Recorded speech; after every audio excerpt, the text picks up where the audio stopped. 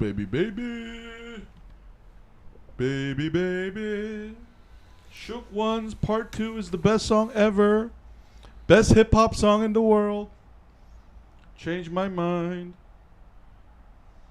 Mobb Deep is the best duo ever in hip-hop. Change my mind. There's a war going on outside. No one is safe from. Yo, but the stove start is the best. Ladies and gentlemen, this is Joe Jin, Movie So Awesome. I'm Joe. I'm Won-Jin. Welcome, our 60 subscribers. I forgot the big shout out, so I'm gonna do the shout out now. Big shout out to Scott Walker, ZZ and Void, our triple trouble, for always joining the chat. Thank you so much. Kayla Marie, Jasmine, Music, Russian ID. Zach Miller does movies. We still check out your site, man. Don't worry. Just keep doing the reviews. Chan Hong. I cook for my wife. Prickly Pear, Eva Truve, and German guy who commented on our animation. Let's talk. Thank you so much. Thank you for always being with us. But anyway, this is our spoiler review of Last of Us Season Episode 4. Here we go. Oh, boy, I haven't watched this one? Okay. But I did not enjoy myself in this episode. I felt it was Hey, Won-Jin, I'm going to dare say this was the weakest episode of the entire series for me. Like, the problem is, again, I feel like I know that this is going to be 7 episodes, right? I feel like this season should have been longer to give some... Like, I don't know Dina. I don't know, like, Dina yet. And they're dumping so much information on us. And... You know why this is weak for me? It's because Joel's not there. Hey, here's the thing, though. Okay, if you decide to kill Joel... I need to get to know the side characters so that I care about enough about them as much as I did Joel and Ellie's relationship. Remember in season 1, the Bill love story episode was like episode 3 or 4 or something. Yeah. It was really early. What's up, ZZ? But here, I mean, I can understand that they try to be efficient with, remember the way Dina looked at Ellie when she played the guitar? That's how you look at someone you love. Okay, that's fine. But I just felt like they gave so much information dump so quickly. And another problem with the scars and the wolves problem is, didn't we see this in season 1 already? With that city? The Kansas City mob. Yeah, like and Fedra. Yeah, I feel like We've done this before. Like, what's new about this? Like, and I think the problem is, I needed more scenes between Ellie and Dina. I also needed more scenes about Dina and Ellie during their stay. Like, or this entire episode should have been about that flashback that starred Jeffrey Wright, because we kind of see the formation of the wolves, how the what's it called, Washington Liberation Front, how they began. So we see this like Fedra armed forces being complete fascists, and then we see that Jeffrey Wright is trying to maintain humanity, and he also brings that guy out who's seemingly innocent among those fascists. And then towards the end, maybe they should have ended the episode showing how exactly Jeffrey Wright also became like a fascist.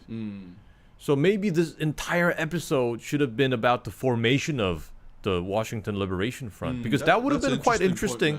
Because Jeffrey Wright is a tremendous actor. Maybe they should have gave him more dialogue, give this guy a story. So let me counter that, and you answer back to me. But I did feel like, remember, there's this torture scene between the Scars and Jeffrey Wright's character.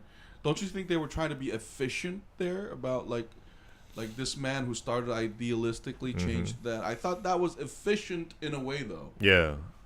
I mean, if it's not going to be the whole episode, it was done pretty well, but I think it would have been better if they had elaborated on it. Because that would be a very interesting story that intrigues me. because we're getting this feeling that Jeffrey Wright's character is going to be very important going forward, unlike the previous villains in season 1. Remember, in season 1, we barely have like the ultimate bad guy. Yeah, because every villain is just like a episode long. Right. And here another problem I had was Won-Jin, please criticize me if you think I'm wrong.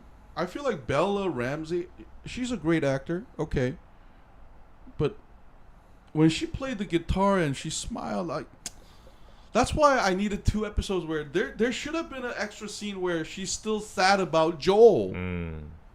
Like, it seems like he never existed. Like, I don't know. Yeah, he's not being missed at all. No, like, how did you feel, Won-Jin? Because when she played the guitar and she said she learned it from Joel, I know that was supposed to like induce feelings of me about their mother. Like feel sad or... No, but I don't know if it's Bella Ramsey's fault, but when she smiles, like, I don't give a fuck about Joel no more. Like, I don't know. Like, I'm a saying. No, so that's why me and Won-Jin titled this 2 episodes, because I feel like, okay, that Washington Liberation plot is also a very great idea, Won-Jin. I just feel like there should have been like extra scenes, at least 30 minutes of Bella having Bella's character. What's her character name in the show? Ellie. Yeah, Ellie having very trouble with her vengeance. Because remember, the whole point of this mission is to find and kill Abby. Yeah, blood for blood. Sangre por sangre. Exactly, like the Salamancas would say.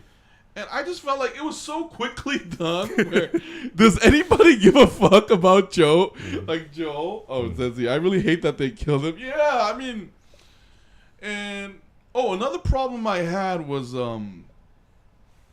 Dina telling Ellie I'm pregnant, and them having their first like beautiful love time. I was like, I mean, that's beautiful and all, but I just felt like it wasn't earned. I felt like they should have suffered more before they banged. You know what I mean? Like, I felt like the episode was like, 50 minutes? It was not enough for, because remember in episode, like season 1 of Last of Us, when Joel hugs Ellie after Ellie killed the cannibals, like that was earned. The raw piece. Yeah, that was earned when they were like, we are really like father and daughter now, because and also we know that Joel was on the verge of death because he was infected and he had to heal. Yeah, look, like, so I felt like that was earned because that was around episode 10 or something. Here, Dina and Ellie, like, it's like, oh, you got bitten? Oh my god, but you're okay now, let's bang. Yeah, like I don't mind that happening. It's just I felt like the setup was weak. I felt like they should have had more emotional. Remember, because season 1, Ellie and Joel have a hate and love relationship for a long time before they finally admit that they love each other. But here, Dina's like, I love you. Your guitar playing was beautiful. Fuck Joel. Oh my god, you got bitten. Yeah. Do I have to kill you? Yeah. And once you remember, I saw the YouTube video. I think the YouTube, like the game, actually is different from here. I think when Dina actually tells Ellie that she's pregnant, I think in the game, according to the YouTube video I saw, Ellie tells her, like, why didn't you tell me this before? Instead of the banging scene. So, like, here, I'm going to vote for the YouTube video and I just feel like Ellie would be more of an angry person. Like, why are you having happy time with your woman? Like, why did you stay in the village? So, like, they're just like, I feel just overall the episode was rushed. Oh, no, I'm okay with their moment of making out after learning about the baby. But what I am convinced about is why do they act like they both contributed to making that baby? Yeah, that's also true. No, but don't they say it's Jesse's? Yeah, it's Jesse's. But like ZZ said, the reaction is like almost like from a husband and a wife. No, see, that's why I'm saying it's rushed because hey, Won-Jin. Like, why do they both act like they're equally the biological parents? No, Zezzy, that's not the problem. This should have been longer because I like when Ellie said, now I'm going to be a dad, I'm like, woman. You're not the dad. No. That's not the problem. Like, did you guys admit that you guys love each other once before this happened? Yeah. Like, aren't you supposed to do like the house buying or at least like I love you back thing before? Like when they admitted their love to each other, I was like, that was quick. Like, yeah, so it just felt rushed. So like there's at least 30 minutes missing. Yeah. In the middle. So if they were gonna do this, at least it should have been like way after they encounter the wolves, and they go through some life or death situation shit. Oh, Won-Jin, that's a good point, man. There should have been at least 2 more life and death situations where they realize that they can't help themselves. They need each other. They love each other so much. Especially after they have a fight over something. Yeah, that's a good idea. And when Ellie gave the arm, I was like, okay, like we know you're immune, and I don't know. So, and I don't think it's necessarily the actor's fault. It's the writing. It's too rushed for some reason. Oh, there should have been at least one more scene where the Scars and wolves fight. Yeah, we have to see it. I don't have the full context of their fight. I understand that this is like something similar to like real world conflicts where there cannot be any like compromise. They're not really convinced about from each other. So maybe tell us about the lives of Scars a little more, and also tell us about the Liberation Front. They say that they all like started, the other party started first. I mean, we hear this from Global Issues. Yeah, all the time. Yeah, all the time. It's like he started it, we started. So maybe at least show us like what's been going on. Yeah, I feel like there should have been like a 10-minute action scene where we see like the Scars use arrows to do some badass stuff, like you know, because this is supposed to contrast with the prior episode where we saw the Scars get massacred, including the kids, right? Yeah. So the show is trying to tell us that it's all white. It's not white and black. It's gray. And they say, I mean, Jeffrey Wright said that one of the Scars, I mean, the Scars killed children with bow and arrows. And at least show us that story. And, you know, you can make it as like a moment where they're on patrol and they thought there was like an intruder. They shot it and they didn't know it was a child. And it all starts from like this misunderstanding. That's a good idea. Yeah, that makes more sense because we see this happen in the real world all the time. They're like fighting over like complete misunderstanding. Yo, and the tanks are wasted. I would have loved to see a tank blast like 16 Scars right off the floor and then just, you know, show that this is a blood feud. Like the ideological thing doesn't matter, and have Ellie and Dina watch that and do a debate where this is effed up. We need to go back home. I'm pregnant, Ellie. I love you. Bang me. Love me. Oh, I guess Void is... Yeah, Void, come back later, because after you watch the Last of Us, if you're into it.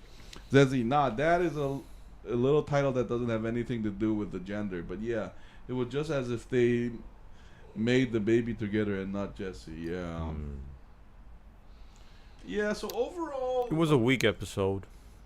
No, and at least there should have been another 5-minute scene where they show us what Abby is up to. Like, where's Abby? We just heard the name Nora, which was... Which one is Nora again? I think she was one of the party members who were searching for Joel. But, like you said, I cannot distinguish which one. It was one of them. There should... Okay, not even a 5-minute scene. There should have been a 30-second scene where they show her. I mean, Nora, I'm assuming, is a woman, so show her. Like, I don't know, this episode is too short. Like, there's just so much going on. And when Bella was holding Dina's hand and looking at the revenge, I was like, shouldn't there at least be another 5-minute scene where Dina says, don't you think now that you know I'm pregnant, we should go back home? Like, what is this for? Remember in the prior episode, Tommy said, like, Ellie said, oh, Joel be halfway to Seattle if he knew we were in trouble. But remember, Tommy said Joel would come to save us, not for revenge. And there were just not enough self-reflection. Yeah. So I can see we were concerned about the previous episode because we thought it was really weak. And I think it's kind of worrying that the show is sort of losing steam after Joel's death. Yeah. So they need to bounce back from this in the next episode somehow. So episode 5 better blow my effing mind. Like, because if hey, listen, Won-Jin, I'll forgive this episode if the prior to episode was build up for episode 5. If episode 5 is like an hour long and super tight, great writing, then I mean this. Listen, Won-Jin, you and I, we enjoyed season 1, remember? So they earned our respect in that way. So it better blow my mind. It better be good. So let's give a number grade. I would give this episode a 6. Hey. But I can give it a 7 for the cinematography because I thought it was beautiful. You know, like the guitar playing scene and everything. I like the Seattle, you know, those like little stores. There's a hint that this is Seattle, like the birthplace of grunge rock. We have these like record shops and guitars. Yeah, Won-Jin, I didn't give an F about all those things. I'm going to give it a 6 to balance you out. Okay. So, Jojin Movie So Awesome gives this a 6.5. It was the weakest episode in the entire series for us.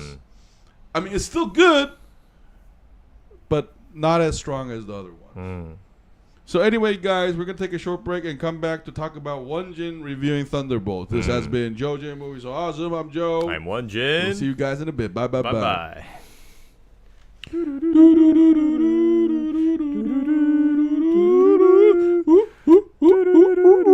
Hamsters, rotten rodents, all the jazz of sparrows, yeah. Wu-Tang style is the finest. For all the killers and the $100 billers. Billers, cook the pan and put the drugs in. Loyalty goes both ways, baby.